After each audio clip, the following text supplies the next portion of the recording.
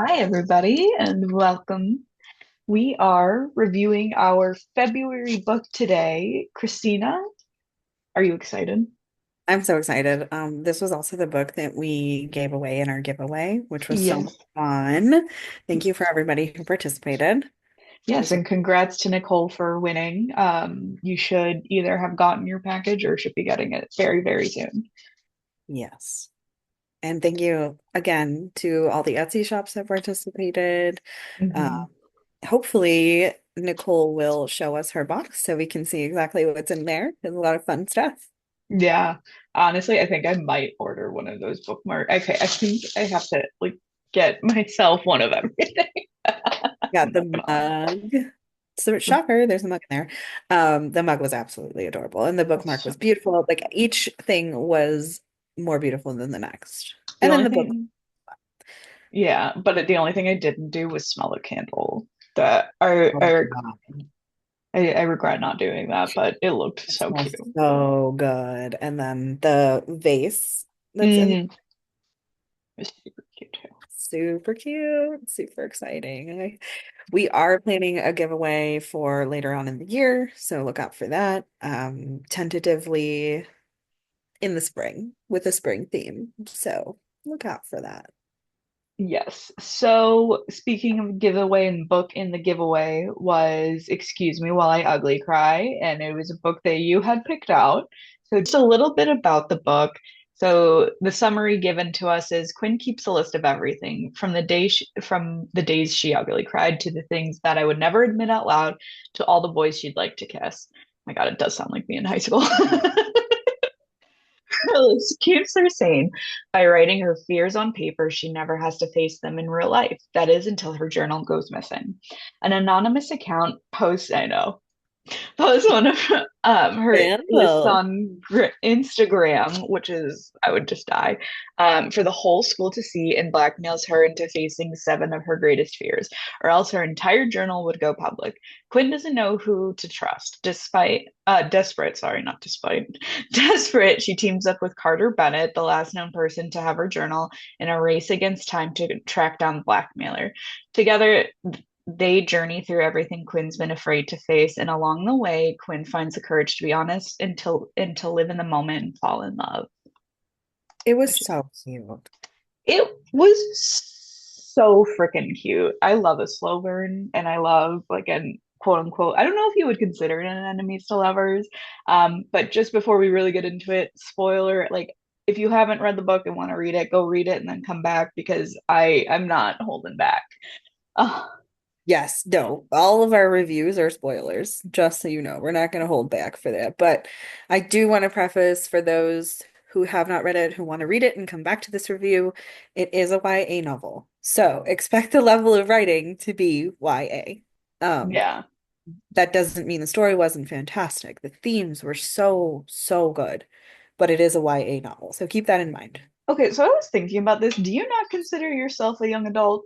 I am at the tender age of 26. I don't consider myself like super like out of that genre. I love YA. I am 33. But I don't think that that demographic is like written for me, but I do love YA. Oh, that's fair. I was just thinking You know what about I it. mean? Like I don't Yeah, think that it's like written for my age group. Like they're in high school. Like I just don't think it's written for me. yeah. But I do love YA. It was okay. So Sorry, my computer setup's a little odd today. I'm in my living room instead of holding my office, but yeah, okay, so we know you like the book, right? You said it's so cute. it What would is. you rate it? Initial thoughts and feelings, like I would give it a honestly, I'd give it a 4.7 out of 5. I would agree, and I personally think 4.7 just because I mean there are just like some things in general, like when it's a one-off book that you're just like not gonna get like with a build-up in series and stuff like that. Right. And I've been reading a lot of series lately, so I feel like I've You been want more, right? yeah, Yeah. I've been in that mindset. But I'll also say I was just noticing this because I was thinking about it because I've been reading and I've been doing a lot of writing personally. So I was thinking though, this book starts off with a quote, like someone speaking, Mhm. rather than like a sentence kind of describing a setting. And I don't feel like you see that too often. And I think that is a very interesting thing. And it's not that I don't like it, I'm just saying it's not something you see often in literature. So I just thought it was a cool little tidbit to kind of point Yeah, out. I mean, definitely thank you for bringing that perspective because I would never, as much as I loved it, like as a writer, I don't, that's not something that I like notice. Yeah, But I will say, so the author, Joya Goffney, and I pray that I'm saying that correctly. If we're wrong, please let us know. But that's how it's please. spelled. That's what I heard on the audiobook. So if that's incorrect, please tell me. But this is her debut novel. So this is Joya Goffney's debut novel. And she has written one since. I have to look. I can't remember what it's called, but it is not, I do not believe it's a series. It's just um I truthfully would have never guessed that this was her debut novel. I'm it not was gonna lie. really good. It was really, really, really good. And I wanted to highlight her because one, this book had outstanding reviews, and we wanted to highlight um an author who was a person of color for Black History Month. And there's a lot of really good themes, and especially in this climate, I feel like it's worth, lifting up Hmm. the people who are going to be most affected. So Yeah. So I know I I don't look will, it. I know we don't look it, but we are Hispanic. yes, we are. Well, I don't, we're half Greek, half Bolivia. Bolivian. Yeah. So So Christina speaks Spanish more fluently than I, our but parents were true immigrants. yes. Like we are first generation. So while it's not the same plight, especially because we're so white facing, it is something that we are aware of and we try to contribute Hmm. and learn about and be A part of the conversation and just a really part of be the an conversation advocate. and a part of the fight as opposed to part. Exactly. So this is one small way that I could think of to like highlight somebody who really deserves it because the book was absolutely amazing. It was. And I'm looking on her website right now, and she does have two more books, it looks like. So, Confessions of Oh, an Alleged Good Girl and My Week with Him. And I feel like those are just going to be really great. So, okay. I'm All putting right. Well, those they're on my going on the TBR TBR, too. Joya. Absolutely amazing. I've actually seen that cover. Okay. Now I'm just, anyway, okay, I'm going to close the internet before I go into more books. But I just thought it like I haven't so I've been very deep into my fantasy because of Onyx Storm and everything, but then I've also been reading a lot. So I'm reading the Wicked series, which as we know, if you've read at least just the Wicked book, it's an intense series. Like It it's is. just a lot. So it's kind of hard to read it and not kind of get wrapped up in it and just like be in it. I would say like a darker mindset, and then Absolutely. just reading some memoirs and stuff that are just a lot more on the heavy side. Yeah. I think I need to remind myself to take a step back and like read these like lighthearted novels. And it's not to say that she didn't have some complex themes running throughout, right? 100%. Like they touch on racism and like the way that especially when you're a part of like a more quote unquote like elite or more white facing Affluent community. community. Yeah, that, people who are white, if they have a black friend, they think that they can say certain words that they shouldn't say. They think that they can say like, very stereotypical yet racist remarks and it be okay, especially, if there's only one black person there and they think that, if they don't say anything, it's cool. But it's like, well, I think you should talk to them about it instead of assuming that they're okay with it because, it's really hard to go 1 verse 20, if a whole group It of is. people is It is. doing It's it. it's difficult when and I think this goes for any situation, but um, it's difficult when you're the odd one out and you have to be the one to stand up. Yeah. So I think that that was portrayed in a tangible, like bite-sized way. Like we were able to she was able to put that theme across. And it was an overarching theme, it was throughout the whole book. I mean, it was a huge theme of the book, and it's a huge Right. theme of life. So it was written in a way that was so realistic and I don't know. It was really, really, really eye-opening. Hmm. Yeah, because we learned pretty early on that um, our main character, Quinn, she gets in a fight with her friend. And her friend, or it's presumed, people are assuming because apparently Quinn has been in love with her best friend for forever. So it's assuming that it's over the best friend because allegedly he was flirting with her other best friend, her female best friend. So Typical high school bullshit. right. But then as we, once we get into it, she, her friend was like, "Well, I'm sorry if I flirted with him and you are mad, upset about it, blah, blah, blah." And she was like, "That wasn't even it." She was like, "I was upset because you so casually make racist remarks and you talk about me behind my back and you think that's okay." And I'm glad that it wasn't over like a guy. I'm glad it was a little, I mean, if it was, it wouldn't have been that deep, like in the sense of like I wouldn't have been like furious about it, but I'm glad it was something that like, was near and dear to her heart and something that she really had struggled with facing to even her best of friends. Yes, and I think that there's always this question or this comment that comes across like, oh, well, you should have told me that it bothered you. Why why is it up to the person to tell you that being a racist jerk is a problem? Right. How about you just don't be racist? Like, I do strongly believe that like if someone is trying, there are these like small nuanced things that they should know and that they should learn. But our society is mhm, structured in such a way that it's kind of tampered down and that takes a lot of work. And I'm not saying that high schoolers are more, I don't know, that we're able to sort of like give them the benefit of the doubt because they're in high school, but right. it's true. Like if they grow up in this family that like, just doesn't teach them, and if everyone around you is speaking a certain way, learning things a certain way. Like it is important to step outside your box, but you have to have that realization. And for a lot of people, it comes in college because you grow Right. up in your small town with your friends that look just like you, with the people that do the same things that you do, that speak the same way that you do, who have these Hmm. ideas, and there's never this thought that that things exist outside of your universe. Also, as a teenager, your whole universe is you. So there's not a lot of empathy for the other side or for a different person or for someone who comes from a different walk of life than you. Hmm. However, in college, when everybody's back on the same like playing field, right? Hmm. There's these realizations. So I think that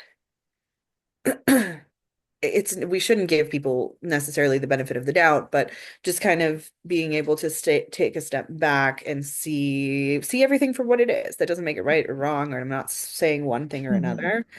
But it is important to be able to understand. To me, it's important to be able to understand the situation and see where everybody's coming from. Right. It's from an outsider looking in. This is not me. People aren't saying racist remarks about me. I'm Right. just observing the human condition from the outside. Well, I will The book, even right? Yeah. I will even say though, in this day and age, with the way things are also set up just through social media and just social awareness in general, I feel like they did know what they were doing was not Yes. cool. Because like her friend was like, "Well, you've always been okay with it," and And it's she's like, like, "Well, "Why I haven't, but you why just is it don't care something we enough." even have to question? Why do you Right. have to say something that I seemingly should be okay with? Just don't Right. say it. Don't be a racist dick. Sorry. Exactly. No, I mean, that's exactly the point. I think my point is like, while you're right, like, I get it because to an extent, you do, like, in order to educate people, in order to have these important conversations, so, like, we can grow as a community and as a society, like, we have to understand where people come from in the sense of, like, we have to pick and choose how, like, the way we educate them, like the wording and like how we kind of bring it up and everything. But the bigger thing, I think, also goes to the fact that, um, you know, people will not want to change their ways if they don't feel like it's affecting them directly. 100%. And people like being comfortable. They don't like the Exactly. unknown. They don't like to feel uncomfortable. The way Right. that things are the way that they've always been is like something that you hear a lot. Right. And people don't want to grow and learn and change. They No. don't think that they don't hold that as a priority, and that's the problem. I mean, you don't even, I know you said you've never, I don't, well, as of now, there aren't things directed towards you. We're half No, I Hispanic. just meant like it specifically like this. Like people aren't like Right. saying racial slurs at me in this moment. 100%. I think I kind of thought about it, and I don't know if you remember this time, but when I was in, I think, seventh, eighth grade, two of my friends and I went to the mall. We went into Claire's. You know where this is going. I already know where this story is going. But so we went into the mall, we went to Claire's. One of my friends, well, now not friends, but she had shoplifted while my other friend and I were at the counter paying for our stuff. They stopped us on the way out, whatever. She was busted, clearly. She got caught by security. They had to call her parents. I had to call my mom, our mother, and tell her, hey, my friend got busted for shoplifting. Can you come pick me up? Because her parents were supposed to drive me home. Whoops. Oh my God. But years later, I found out that, her parents called our parents, and they were like, well, she said your daughters were the influence and you guys are Hispanic, like essentially insinuating that Hispanics are thieves. Even though I think we both worked in retail, we both worked in the mall. It was usually a lot of white kids who could get away with it that were actually stealing more often. It's I not to just say that everybody doesn't steal, but more often than not, you saw white teens trying to steal items all the time. white teenage boys, really. Oh, specifically. Yeah, well, really, I feel like the girls were just as bad Oh, too. I thought the boys were so bad. Irene and I worked in the same store like many, many years apart, but Yeah, the thing they of didn't it is change much. it's not that Hispanic kids steal, it's not that white kids steal, it's that shitty kids steal. That's fair. If you teach your children the value of money and what it means to somebody else, then Yeah. then hopefully they'll have conscious enough not to steal. Yeah. I Well, think I that, just thought it was interesting because both of us were Hispanic. Like me and my other friend were Hispanic and oh, she of course. wasn't. So, of course, that was the easy thing. I was like, but we weren't the ones shoplifting. We weren't the ones that got caught. We knew our mothers would beat us. Yeah, They, no. Like they again, would kick again, our ass. shitty kids steal. Like, Yeah. and the thing of it is I don't think that it's such an it's such a touchy subject and it's such an evolving conversation Hmm. as we sort of like move forward in these unprecedented times. Um, Hmm. it's now more important than ever that we really have these conversations and that we stress the Agreed. importance of, you know, acknowledging that other people have value in this world. And I think it's less about the idea and the concept of I don't see color because like that's not possible in this Right. world. And it's more about I see our differences and I respect them. Right. Exactly. You are human. You might be a different human, but you are a human being. And you That deserve to be treated serves as such. exactly love, respect, opportunity. And I think, and I hope that's not the wrong thing to say, but I think it's okay to acknowledge differences and just respect who people are. Yeah. And I feel like by not acknowledging color, you're not acknowledging the plight, right? You're not acknowledging the struggle. You're not Exactly. acknowledging like the everyday reminder that society makes them feel like they're lesser than for Yep. absolutely no reason. For absolutely no reason. For something as stupid as the color of one's skin that nobody controls, unless you're like want to get a bad spray tan, but that's a personal choice. I'm just like, Right.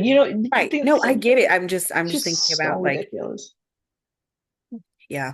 it's Yeah. it's wild, but I do think, I don't think it was the most heavy book on racism and experiencing it, but I think it did it in, I don't want to say casual in a bad way, but casual way that it's just It's like almost like in a matter of fact. exactly.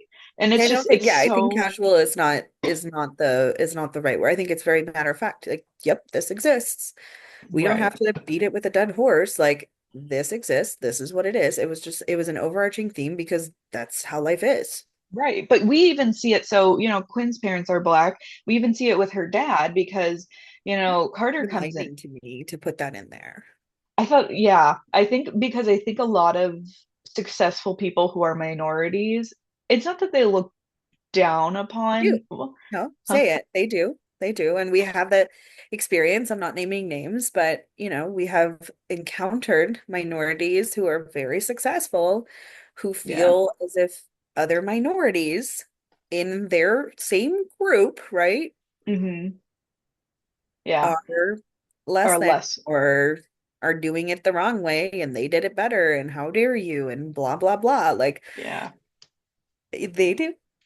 You're right. I know it's just hard to because I haven't experienced that personal. Like I don't feel that way, but like so it's hard for me to speak on that. But I think it's Concept and it somehow almost in my mind feels worse. yeah, Like, well, they're shitty to me because they don't know me, but you know me. Like, we're from the same place and you're going to be just as crappy, if not worse. Like, right. that's truly heartbreaking.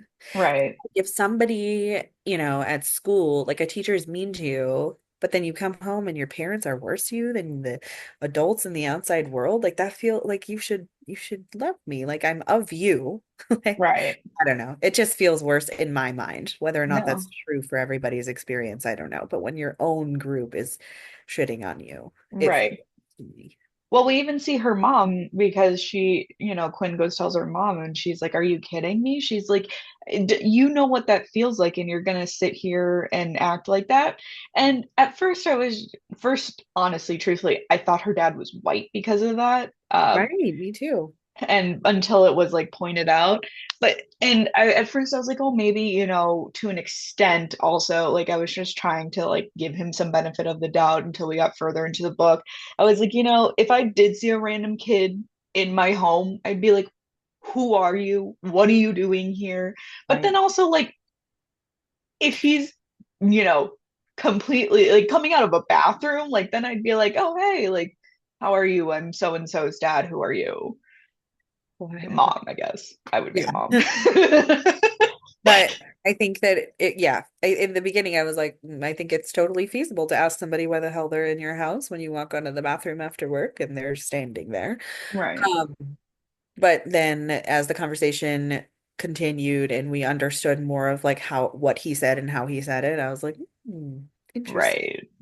Right. Um, Moving on to the characters of the book, I think the other interesting dynamic that we saw was between the parents. Yes. Um, And not only between Complicated. them. What? Yeah. I was Oh, gonna say marriage is complicated. That's complicated. It's difficult. It's right. And I feel not on a like script. I would know I'm a non-betrothed or fiancéed woman. Unbetrothed. It's okay. I'm just a baby. Okay.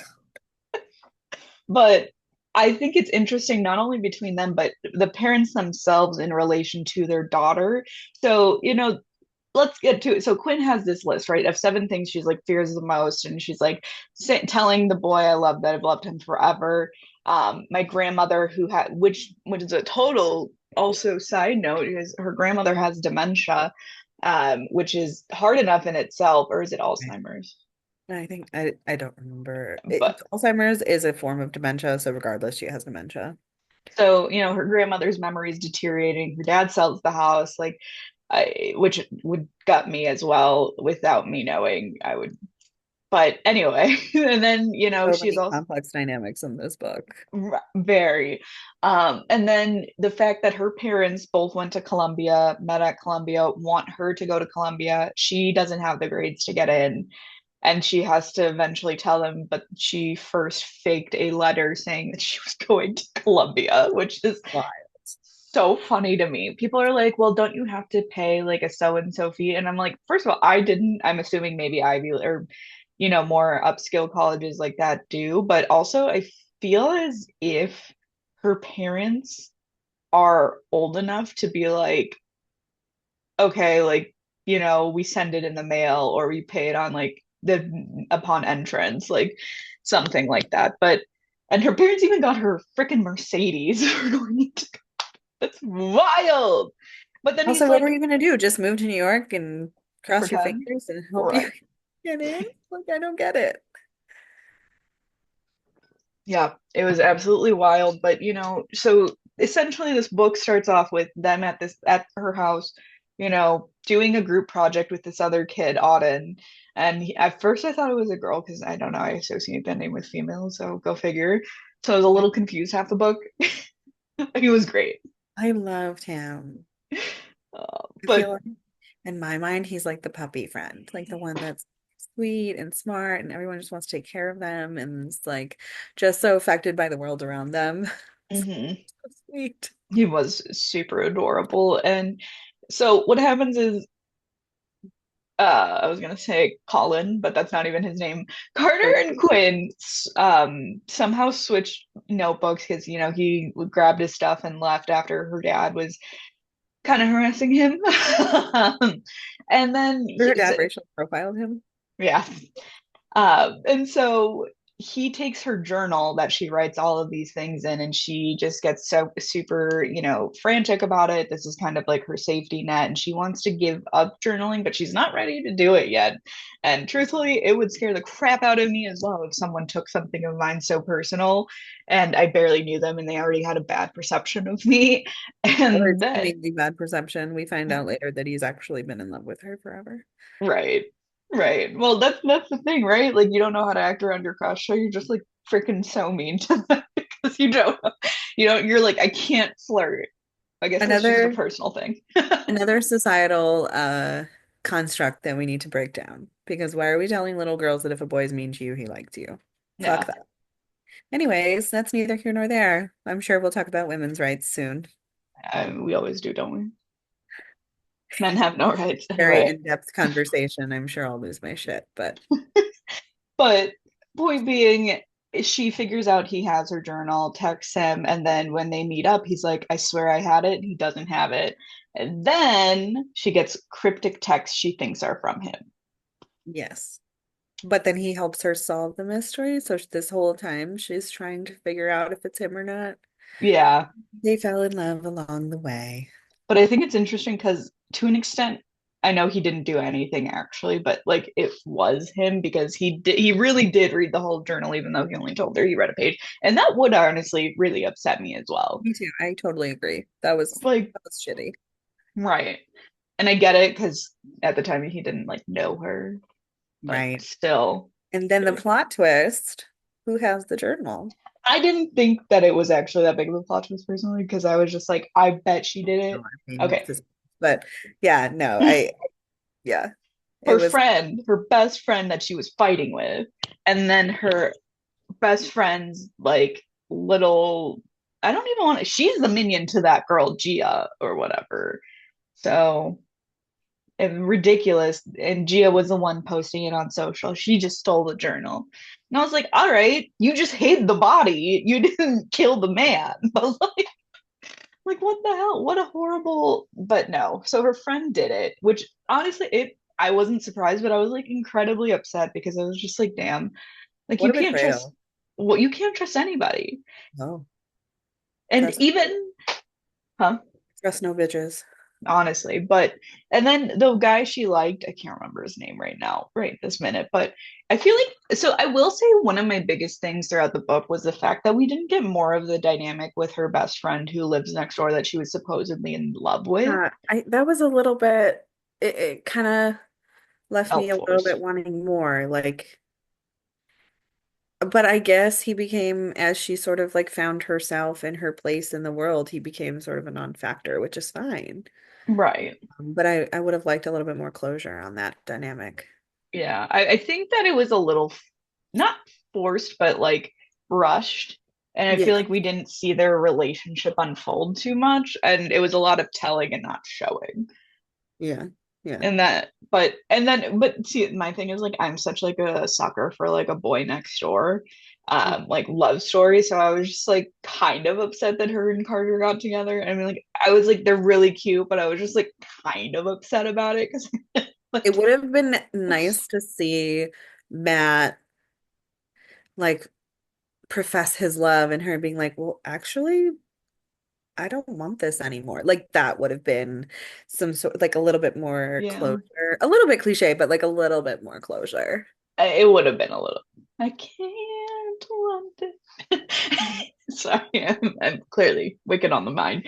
But no, I do agree. I think we just needed a little bit more of a bow on top. But again, there were a lot of other pieces going on, and Yeah. I would even say like the grandma storyline. Felt I thrown in. a little bit, but Yeah, I me too. I like the house and the going there and the AT was it an ATV? I don't even know. It was lovely, but it needed to be fleshed out a little bit more and integrated. It was like too much story for the one book. It needed to be like right. fleshed out. Like there were so, but you know what though? The thing of it is like that's how life kind of happens. Everything kind of crashes in on you at once, and you're trying to like put out fires. And so I appreciate the realistic, you know, Tone. yeah, the realistic tone, the energy of it, but truthfully, it is a book, so you could have taken a little bit more time to flesh that out. Yeah, I think I would Like maybe argue we could have that had some flashbacks about her childhood or like, something to sort of lead us to like feeling connected to that place. Because when she got there, I was like, okay, so what's the BFD? Like, I don't, right. Right. Like I think that, when she loses her journal, it would have been a good place to potentially put a flashback of like her starting journals like at her grandmother's cabin or house with her and like just like she's like I always sat under the oak tree and like and then she gets her journal back and is sitting there and it's just like it's full circle right. I moment. agree. I agree. I think that would have been nice, but But overall, amazing. We love it the book. was so cute. Like it was great for like the underlying themes in it. And then it was also so cute, like the love story that just like and then even the secondary love story between Carter's friend and Auden was like so cute when it came together. Like It was I adorable. just They were so adorable. I loved it. Um, I love where she ended up, like where her story ended up, that she got into a college. She's going to go to the same college as Carter. She's close to mhm. home. Like it just seems, I just loved it. It was so cute. It's what it's meant to be. Right. It was a really good read. I'm excited to read more of Me too. Joya's work. So Yeah. thank you for writing this book. And yeah, and I think we're gonna pick our March book sooner rather than later. Anybody have any Um, suggestions? yes, please let us know any suggestions for a March book, Leave it down below. preferably by a woman, for International Women's Day. But yeah, I mean, any final thoughts, Christina? No, I really recommend if you like romance, YA, you want to read a heartfelt story, overcoming multifaceted issues. This is definitely for you. And we're super Agree. excited for March. Yay. Yes. And thank you for participating in the giveaway. Look out for more of them. I know I already said that, but I was super excited. I put together the February one. It was great. I love it. Well, thank you guys so much, and we'll catch you in our next review.